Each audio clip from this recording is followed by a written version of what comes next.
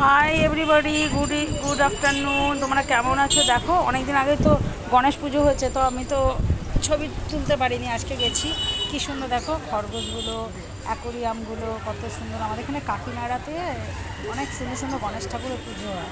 তো এখানে কী সুন্দর, মানে এত সুন্দর সবুজ সবুজ ভাব। এখানে সব অ্যাকোরিয়াম রেখেছে, পায়রা আছে, এখানে কী সুন্দর পাখিগুলো রেখেছে। দারুণ সুন্দর পাখিগুলো দেখো। পায়রাটা কী সুন্দর পাখনা মেলে আছে।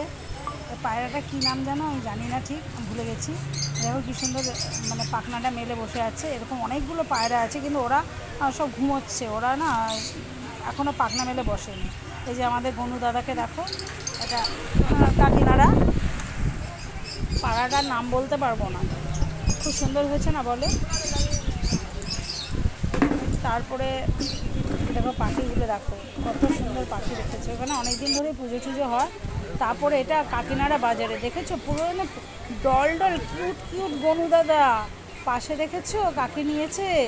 কি সুন্দর না বলো, দেখতে হয়েছে তো অপূর্ব, মাখনের মতন। তোমার দেখলেই প্রেমে পড়ে যাবে, এত কি। এই যে আরেকটা ঠাকুর দেখো, এটা আরেকটা বাজারের ঠাকুর আছে। আমি আজকে দেখো একটু ভিডিও করি। এটা আরেকটা পুজো হয়েছে।